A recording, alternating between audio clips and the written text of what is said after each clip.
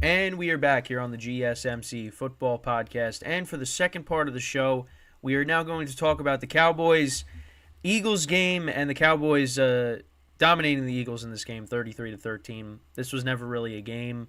The Eagles did not score an offensive touchdown in this game. And again, turnovers were an issue. 3 fumbles in this game. And now they're tied for the division. And I talked about the level of importance of this game. Because the Cowboys win this game, that changes a lot of things. The Eagles don't have home field advantage anymore. The Cowboys are then leading the NFC East, and that's exactly what's happened right now. Well, they're tied. And if the Eagles win out, they still win the division. But they got to win out. And, the Cowboys, again, another good showing by their offense. Dak Prescott, 24-39, 271 yards, 2 touchdowns, no interceptions. The Cowboys ran the ball for 138 yards. With a touchdown, Dowdle had a touchdown in this game. He ran the ball for 46 yards. Tony Pollard had 59 yards rushing. Jake Ferguson, he had 5 receptions for 72 yards. The Cowboys, they just always seem to find a tight end. You had Dalton Schultz, Jason Witten. Blake Jarwin had a couple of good games, at least, against the Giants. But they always just seem to find a tight end. And, so he was their leading receiver. CeeDee Lamb, six receptions for 71 yards and a touchdown. Michael Gallup had a receiving touchdown in this game. And then for the Eagles, Jalen Hurts went 18 of 27, 197 yards, no touchdowns and no picks, but he did fumble the ball. Eagles ran the ball for 106 yards. DeAndre Swift was their leading rusher. He had 39 yards rushing. Hurts had 30. Kenneth Gainwell had 28. A.J. Brown was their leading receiver, 94 yards receiving. Devontae Smith had 73. Dallas Goedert, who made his return, he had 4 for 30. And Olamide Zaccheaus had 1 for 28. But yeah, 3 fumbles in this game. Devontae Smith fumbled. Hurts fumbled early on in the game. A.J. Brown too. And then this is when the Eagles were driving on some of them. So the Cowboys opened up the game. They went 10 plays, 75 yards, 5 minutes of time of possession. Dak Prescott connected with CeeDee Lamb for a 13-yard touchdown. Then the Eagles, they were driving. And then Jalen Hurts fumbled at the Cowboys. This is when they were at the Cowboys 31. So then the Cowboys turned that into 3 points. They went 13 plays, 37 yards to go up 10-0. The Eagles then answered with a field goal of their own. They went 8 plays, 41 yards, 3 minutes, 16 seconds of time of possession. So it was 10-3. Cowboys then answered with a touchdown. They went 12 plays, 75 yards. That was the Dowdle rushing touchdown to put them up 17-3. Then the Eagles answered with a field goal to make it 17-6. And then the Cowboys scored another touchdown to make it 24-6 at the half. Dak Prescott connected with Michael Gallup for a 1-yard touchdown. Then the Eagles opened up the second half. A.J. Brown fumbled. This is again, they were driving. They were at midfield, and then A.J. Brown fumbled. Cowboys then punted. Eagles punted. Then the Cowboys fumbled. Dak Prescott fumbled, and Jalen Carter, the rookie, ran it back for a 42-yard touchdown to make it 24-13. And Mike Tirico at that point said, "Game on." And I'm like, okay, all right, let's see. And then Cowboys went down the field, kicked a field goal. Eagles turned it over on downs. And then the Cowboys then kicked another field goal to make it 30-13. Then Eagles were driving again. And then Devontae Smith fumbled. And then the Cowboys turned that into a field goal. And that was the final score, 33-13. This was really not much of a game. Like I said, Eagles did not score an offensive touchdown. And actually, I think they said this was the first game the Eagles did not score an offensive touchdown since, I think they said, the wild card game of 2019, and that was against the Seahawks. And that was when Carson Wentz got hurt. They had to put in Josh McCown. Wow. Cowboys looked like the much better team in this game. And I took the Eagles with the spread because I thought, maybe they'll keep it close. I said the Cowboys would win, but Cowboys dominated, and they continue their dominance at home. Now, I wish they would have did that last week against the Seahawks instead of, letting the Seahawks cover. But But hey, I mean, they scored 41 points. So it's the offense was doing its job, just not the defense. But defense did its job last night, forcing 3 turnovers. And that's something that's been a problem with the Eagles this year is ball security. And this came at important points of the game because when they fumbled the ball, they were driving. They were going to put up points, and then it turned into nothing. And then the Cowboys turned them into points. Yeah, the Cowboys looked like the much better team here. Dak Prescott continues to have a good season. The Eagles' defense is a concern. And I said that going into the game. I'm like, the Cowboys, they gave up a lot of points to Seattle. The Eagles, I mean, they've had some games where they've given up a ton of points. 3 weeks in a row now, that's been the case. I mean, against the Bills, they could have lost. Against the 49ers last week. And now this week, it's not looking good right now for the Eagles. And yeah, right now, I mean, the Eagles, they could still win out. I mean, they play the Giants twice. They should win both of those games. And I think so. They play the Giants twice. Then they play Seattle in Seattle, which got flexed into Monday night, which I think is going to be a tough game.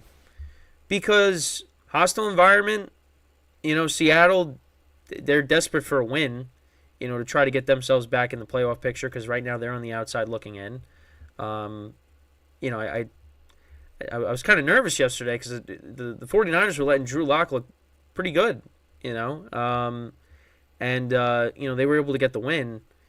But for a minute there, I was like, all right, Drew Lock is showing us something. I guess the 49ers underestimated him a little bit. But, I mean, we'll see what happens, who plays a quarterback next week for them. But, I mean, that's going to be a tough game because Seattle's got a good offense, and the Eagles' defense has not been good recently. So they're going to they could put up points against them if they don't get pressure on whoever's playing quarterback for them.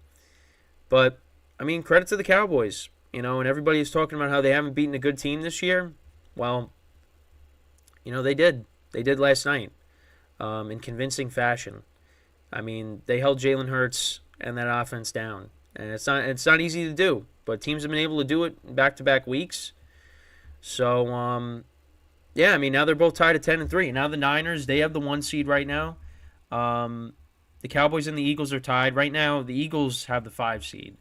So the Cowboys technically have the division lead, but they're still tied. If the Eagles win out, like I said, they win the division. But, yeah, the Eagles right now are the 5 seed. And I think this kind of changes how you look at the NFC power rankings because, I'm going to be honest, got to put the Cowboys ahead of the Eagles. Because even though the Cowboys did lose to the Eagles earlier in the season, and we talked about, and this is another thing we talked about, they could have very easily won that game. They left a lot of points off the board. So, obviously we got to see how the Cowboys perform in the playoffs because every year is different. Every year is different, but the results are still the same. They, can't get past the divisional round. But to be honest, the NFC is really weak. I did at one point view the Lions as a better team than the Cowboys. I no longer believe that. Unfortunately, and we'll talk about the Lions during the week, but they're kind of fraudulent right now, which I hate to say. Because I really like Dan Campbell a lot. I like the Lions team, what they've been able to build over there. But, yeah, recently, it hasn't looked good for them. So, right now in the NFC, in the NFC South, it's the worst division in football. Now, I'll tell you guys this. I ended up switching from the Bucs to the Falcons over the weekend and ended up backfiring. But hey, the Bucs got the win. They're 6-7. Baker Mayfield and the Bucs are in first place, so I'll take it. But yeah, right now when you look at the NFC, it's the 49ers and the Cowboys. Those are the top 2 teams. And Cowboys could definitely go to the Super Bowl. They definitely can. I hope they don't. But right now, they got a good shot. They got a really good shot to get there. But what stands in their way is the 49ers. Until you beat them, You're not going to get there. Now, you could also avoid them because the 49ers could somehow lose to another team. Um, but, yeah, I mean, right now I think those are the top two teams. I think the Cowboys, after last night, I mean, they should be ahead of the Eagles in the power rankings. I would probably still put the Eagles at 3, but yeah, I mean they're not playing great right now, and their defense has really gotten exposed the last 2 games. And this is a defense last year. You had all these guys with double-digit sacks. I've mentioned that before, and now it's the secondary's not that good. Yeah, they got some issues right now that they got to try to figure out. They could still, right the ship and get it right, but right now it's they got some things they got to figure out. So, but that was an impressive win by the Cowboys, and now they play the Bills next week in Buffalo. They play Miami on the road. So yeah, those are tough games. I mean, Buffalo has been playing better. The Dolphins with their high-powered offense, but you know what? I think the Cowboys are better than both of those teams. Well, I mean, they're better than Buffalo. Miami is, a toss-up because, how well their offense has been this year. Even though that's another team that hasn't beaten a good team, So, I need a big game out of Tua and Tyreek Hill tonight. And I'll talk about that, later on in the show. But yeah, I mean, those are the games that are coming up for the Cowboys. And then who do they play? They got Washington at the end of the season, and then they have another game too. Oh yeah, they have the Lions on that Saturday night in Dallas, which it's not going to be fun for the Lions, I don't think, unfortunately. But you never know. So with that, we're going to take, before we take our second break of the show, we are going to, before I get into that, I just want to remind you guys again, to tip or donate, get your comments recognized, make sure to go to the following link. That is streamelements.com/gsmcsportsnetwork./tip. Again, that really helps the show, makes the show more interactive between myself, the host, and you guys, the viewers. Again, that is streamelements.com/gsmcsportsnetwork./tip. And as always, it is displayed on the ticker on the bottom of the show segment down below.